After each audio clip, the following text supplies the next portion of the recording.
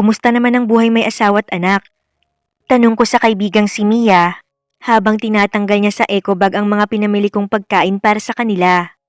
Since wala rin naman akong magawa sa bahay at wala rin naman ang asawa ko, ay napagpasyahan ko na lamang na bumisita sa bahay nila. Eto, naninibago pero sobrang saya. Nakangiti niyang tugon habang tinitignan ng asawa niyang nilalaro ang kanilang 5 buwan na anak. Ay sus, parang kailan lang pasabi-sabi ka pang solve ka na sa lalaking nasa panaginip mo. Pero heto ka ngayon, nagpakasal at nagpaanak pa kay Oliver. Pangaasar ko na tinawanan at inilingan lang niya. Siyempre, alam mo naman, nagbabago ang tao kapag nakatikim na. Iba rin naman kasing mag-alaga at magmahal yung kumpare mo. Mapapabuka ka talaga. Natatawang wika niya at kumindat pa sakin. Sabi ko sa'yo talagang mapapatirik ang mata mo. Tingnan mo nga ngayon, mas wild ka pa sakin. Wika ko kay Mia. Binigyan niya ako ng sandwich na nakalagay sa plato at kumuha dun ng isa para ibigay sa kanyang asawa. Napairap pa nga ako nang humirit ng halik si Oliver sa labi ni Mia bago siya bumalik sa akin. Maiba nga tayo. Ikaw ba? Kailan ba kayo magkakaanak ni Samuel? Nauna ka pang kinasal sa akin pero mas nauna pa akong nagkaanak sa'yo. Hindi ka naman siguro baog no? Panimula niya habang nakataas ang kilay. Ayoko pa no? Mas gusto ko muna yung nasosolo namin yung isa't isa. Sa akin pa nga lang hati na ang atensyon niya dahil sa trabaho. Paano pa kaya kapag nagkaanak na kami? Di mas lalong nawalan kami ng oras para sa sarili naming kaligayahan. Walang gana kong sambit at kumain ng sandwich. Ganyan na ganyan din si Oliver dati. Pero tignan mo naman ngayon. Pagmamalaki naman ni Mia. Kilala mo naman kasi ako. Mahilig. Hindi ako sanay sa walang dilig gabi-gabi. Kaya nga naninibago ako kay Samuel. Kasi madalas ayaw niya akong pagbigyan. Problemado kong reklamo. Tumawa ng malakas si Mia na para bang may nakakatawa sa sinabi ko. Bigyan mo ng pangpagana baka sakaling tumalab. Suhestyon ni Mia. San mo naman nakuha yung ideyang yan? Curious kong tanong kay Mia. Ginagawa sa akin ni Oliver yan. Kapag minsan wala akong gana. Napapatango pang sagot niya. Dahil sa suggestion ni Mia, bumili nga ako ng pampagana bago umuwi sa bahay. Sa totoo lang, ngayon ko lang din naisip to dahil wala naman sa wisyo kong gumamit dati. Dahil paiba-iba naman ako ng lalaki. Basta napapaligaya ko ang sarili ko, wala akong pakialam sa nararamdaman ng lalaking ka-one-on-one ko. Kumusta ang trabaho? Malambing kong tanong nang madatnan si Samuel sa kusina na nagluluto ng hapunan. Niyakap ko ang likod niya at pinaramdam talaga na may gusto akong mangyari mamaya. Kinaskas ko ang dibdib sa likod niya at hinaplos ang harapan niya. Han, medyo pagod ako ngayon. Hindi kita mapagbibigyan. Mahinahon niyang sabi kaya ngumuso ako. Mas lalo rin akong nadismaya dahil hindi man lang nakisama ang alaga niya. Ni ayaw tumayo at mabuhay. Dati naman, sensitive yun sa hawak ko. Palagi na lang ganyan ang dahilan mo. May babae ka na siguro no? Wika ko, hindi maitago ang inis sa tono ng pananalita at lumayo sa kanya. Hayan ka na naman. Kung ano-ano na naman ang pumapasok sa isip mo. Pagod lang talaga ako sa trabaho. Paliwanag ni Samuel at hinarap ako. Bumuntong hininga na lang ako at hindi na pinalaki pa ang away. Kahit naman ganyan ang asawa ko ay mahal na mahal ko pa rin. Madalas lang kasi talaga kaming hindi magkasundo pagdating sa ganitong bagay. Nang matapos kaming kumain, ay niligpit ko na rin ang pinagkainan namin. Itinago ko na lamang muna sa ref yung pampaganang binili ko kanina. Baka sakaling bukas o sa makalawa ay magamit ko na rin. Nang gabi ring yon, ay sa banyo na lamang ako nagpalipas ng init ng katawan. Ano pa nga bang magagawa ko? Kailangan kong makaraos ngayong gabi para hindi hanap-hanapin ang katawan ko. Pagod si Mister at kahit naiinis akong intindihin ay wala naman akong magawa. Mas maganda nang magsariling sikap kesa naman maghanap ako ng lalaki.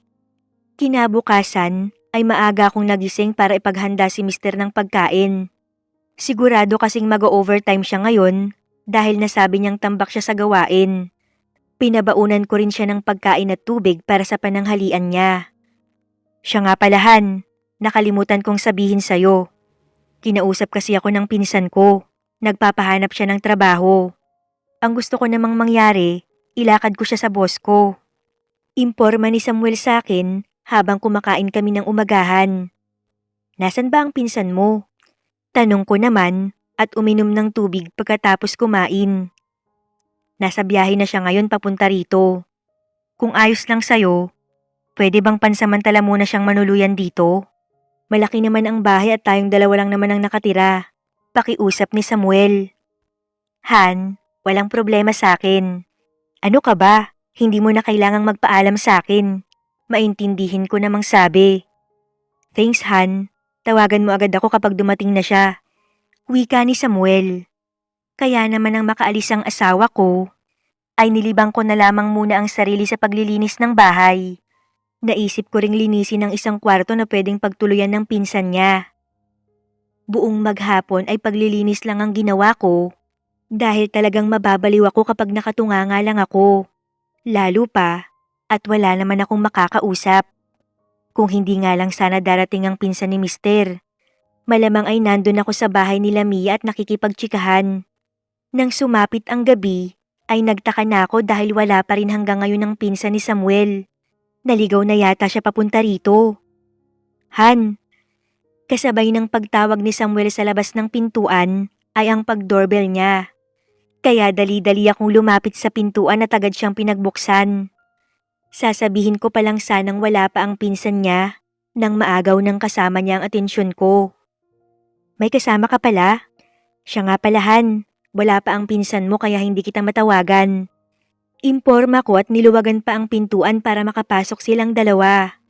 Ngumiti lang ang asawa ko at inakbayan ng lalaking kasama niyang pumasok. Pinadiretso ko na sa trabaho ko Han at nahihiya raw sa'yo. Sagot naman ni Samuel. Ganun ba? Tugon ko naman at tinignan ng lalaki. Halata nga ang hiya sa mukha niya dahil hindi niya man lang ako matignan ng diretso sa mata.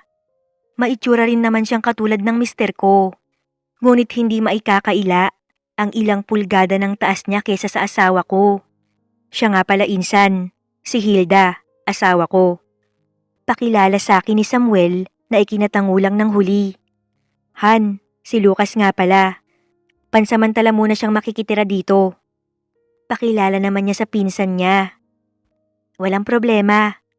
Feel at home, Lucas. Sandali, naghanda nga pala ako ng pagkain. Kumain muna tayo. Aya ko nang may ngiti sa labi. Habang kumakain kaming tatlo sa hapag, ay hindi ko naman maiwasang mapasulyap kay Lucas. Aaminin kong malakas ang karisma niya dahil na rin siguro sa laki ng katawan niya. Bale silang dalawa lang ng asawa ko ang nag-uusap at ako ay nakikinig lang sa usapan nila. Asawa, meron ka na ba? Rinig kong tanong ni Samuel kay Lucas. Kung meron lang dadalhin ko rin sila rito. Natatawa namang sagot ni Lucas. Malalim ang boses niya. Nakakaakit dahil parang pang bedroom voice. Nagulat ako nang bigla na lamang sumagi sa isip ko yon. Kaya naman marahas akong napailing. Kung saan-saan na naman lumilipad ang isip ko. Kaya bago pa ako makapag-isip ng mas grabe, nagpaalam na ako sa kanila nang makatapos kumain. Iniligo ko na lamang ang mga bumabagabag sa isip ko. At habang naliligo, ay gumawa na rin ako ng ikasisiya ko para naman mapawi ang pangungulila ko sa haplos ni Mister. Dahil mukhang malabo na namang may mangyari ngayon. Nang matapos, ay pinatuyo ko muna ang buhok ko bago nahiga. Hindi ko na hinintay si Samuel. Dahil mula rito sa kwarto ay rinig na rinig ko pa ang kwentuhan nila ni Lucas. Hinila agad ako ng antok nang makaramdam ng pagod dahil sa ginawa ko. Nagising ako sa kalagitnaan ng gabi nang makaramdam ng uhaw. Hindi ko na inabala pang sindihan ng ilaw sa kwarto namin dahil ayokong maabala ang tulog ni Samuel. Dumiretso ako sa kusina, ngunit napakunot ang noo ko nang makita ang bulto ng lalaking nakatalikod sa pwesto ko. Nakasindi rin ang ilaw at kitang-kita ko mula rito ang suot na boxer at sando ni Lucas. Nagdalawang isip tuloy ako kung iinom pa ba ako ng tubig o babalik na lamang sa kwarto. Tatalikod na sana ako nang sakto namang humarap siya at nakita ko. Hilda, ikaw pala. Nauuhaw ka rin ba? Hindi ako nakapagsalita dahil bumaba ang tingin ko sa katawan niya. Lalo na ang bagay na nandun sa boxers niya. Parang kanina lang ay nahihiya pa si Lucas. Pero ngayong kami na lang dalawa, parang nawala naman yata bigla ang hiya niya. Kinakausap niya na ako at natititigan sa mata. Pasensya ka na kung ganito ang suot ko. Dito kasi ako komportable, lalo na kapag gabi. Paliwanag niya pa kaya nginitian ko siya. Ayos lang. Komportable kong sagot at lumapit sa kanya. Kinuha ko mula sa kamay niya ang pitchel at sinalingan ng tubig ang baso. Tuloy-tuloy kong ininom ang tubig at pinunasan ng labi pagkatapos. Hindi ko alam na maganda pala ang asawa ni Insan. Kung hindi pa siguro ako nagpunta rito, hindi ko pa malalaman. Puri niya at tinitigan ako ng may paghanga. Napangiti ako at bahagyang tumawa dahil sa biglaan niyang sinabi. Hindi ako madalas makarinig ng papuri sa asawa ko. Siguro, makakarinig lang ako kapag nasa mood siyang pansinin ako. Pero ewan ko ba, itong pinsan niya, parang may kasamang gayuma kung magsalita. Umiiral na naman kasi ang kalandian sa katawan ko at nangangailangan na naman ng atensyon. Bolero. Nangingiti ko namang angal at pabirong umirap. Nga pala, may nakita ko sa ref, yung pampagana. Nagkakaproblema ba kayo ni Samuel pagdating doon? Bahagya pa akong nagulat sa tanong niya at pinamulahan ng muka. Well, wala naman na akong choice kundi sabihin ng totoo. Alangan namang i-deny ko pa ay nakita niya na. Ewan ko ba naman sa pinsan mo? Kung kailan matagal na kaming nagsasama, saka naman nanawa. Mapakla kong sabi. Kaya nga gumagawa ko ng paraan pero wala pa rin. Dagdag ko pa. Akala ko naman madalas ang ganap niyo ni Insan. Sa itsura mong yan, walang makakatanggi sa'yo. Makahulugan pang sambit niya na agad ko namang ikinataas ng kilay. Hindi naman ako inosente para hindi maintindihan ang pinupunto niya. Pero alam kong magkakaroon ako ng kasalanan kung sakaling patulan ko ang pinsan ng asawa ko. Ngunit kung hindi naman maibsan ang init sa katawan ko, hindi ko rin mapipigilan ang sarili ko. Kung ayos lang sa'yo, pwede namang ako muna. Wala namang problema at hindi ko naman ipaparating kay Insan. Pabulong niyang sabi at kinuha ang bote ng binili kong pampagana sa ref. Wala pa man din akong binibigay na sagot nang buksan niya yon at inisang inom. Napaatras ako nang tumalab agad sa kanya. Medyo nagdadalawang isip pa ako kung papatulan ko ba siya. Pero sige, isang gabi lang naman. Ngayon lang dahil hindi na ako napagbibigyan ni Samuel. Hindi ko naman masisisi ang sarili ko kung bibigay ako dahil may pangangailangan din naman ako. Nang gabing yon ay may nangyari sa amin ni Lucas. Sa mismong lamesa pa ng kusina. Hindi ko na napaglabanan ng sarili ko dahil mainit-init ang ganap sa pagitan namin. Sa hindi malamang dahilan ay ganadong-ganado talaga ako. Siguro dahil namimiss ko na ang ganitong ginagawa sa akin ng asawa ko. O dahil magaling lang si Lucas dahil sa nainom niya. Ramdam na ramdam ko ang mainit niyang palad. Pigil na pigil din akong gumawa ng ingay dahil baka marinig ng asawa ko. Kakaiba at talagang nakakawala sa sarili. Kaya habang gumagalaw siya, ay napapakagat-labi na lamang ako. Masarap ba? Nahigitan ko ba si Insan? Pilyo niyang tanong nang matapos ang kalukuhang ginawa namin. Ang tindi mo pala. Saad ko naman na para bang masasagot na doon ang tanong niya. Matulog ka na at baka hanapin ka ni Insan sa tabi niya. Agad namang paalam niya, kaya kapwa kami nagpunta sa kanya-kanya naming silid. Kinabukasan ay maaga muli akong nagising. Kahit bahagyang napuyat sa ginawa namin ni Lucas kagabi. Hindi kasi ako pinatulog ng nangyari. At para bang gusto pang humirit ng katawan ko. Hindi ako satisfied sa isa. At kung mapagbibigyan niya pa ako, isusuko ko talaga ang sarili ko. Han, mag-overtime ako mamaya. Baka 12 na ako makauwi dahil nagkayayaan din ng inuman. Paalam ni Samuel nang paalis na siya ng bahay. Sige, ayos lang. Kasama ko naman dito ang pinsan mo. Kung sakaling may magnanakaw na pumasok. Nakangiti ko namang tugon at hinalikan ng labi ng asawa ko. Lucas, ikaw na muna ang bahala sa asawa ko ha. Tinanaw ni Samuel si Lucas. Mula sa loob, naabala sa paggawa ng nasirang electric fan. Oo naman insan, ako na ang bahala sa misis mo. Sagot naman ni Lucas. Alam kong sa pandinig ni Samuel ay wala yung kahulugan. Pero para sa akin, ay alam kong may ibig siyang ipahiwatig. Kaya palihim na lamang akong napangiti. Nang makaalis si Samuel, pinuntahan ko agad si Lucas at kinausap. Tungkol sa nangyari kagabi, hindi ka ba nagsisisi? Usisa ako sa kanya. Tinignan niya ako at pinunasan ng kamay bago inilagay sa nakabanderang hita ko. Bakit naman ako magsisisi? Tsaka, ikaw na rin ang nagsabing nananawa na si Insan sa'yo. Kung ganun lang din naman, ako na lang ang makikinabang sa'yo. Nakangising wika ni Lucas. Akala ko ayos na sa'kin ang isa. Ngunit sa pagtagal ng araw, ay hinahanap-hanap na ng katawan ko ang mga haplos niya. Hindi na rin sapat sa'kin kahit magsariling sikap ako. Para siyang bawal na gamot na kinaaadikan ng tao. Hinahanap-hanap ko talaga. Nagtuloy-tuloy ang patagong ginagawa namin ni Lucas at mukhang hindi naman nakakahalata si Mister. Hindi na rin ako nagdedemand kay Samuel ng haplos niya. Dahil alam ko namang may nakakapagbigay na. Sawa na rin kasi akong umasa sa atensyon niya na parang ipinagdadamot niya pa sa akin. Pasensya na insan, mukhang malabo kitang maipasok ngayon sa kumpanya. Imporma ni Samuel kay Lucas. Napagpasyahan kasi niyang hindi pumasok ngayon dahil napapansin daw niyang wala na siyang oras sa akin. Kaya heto kami ngayon, nagluluto ng barbecue sa bakuran para sa merienda namin. Ayos lang insan.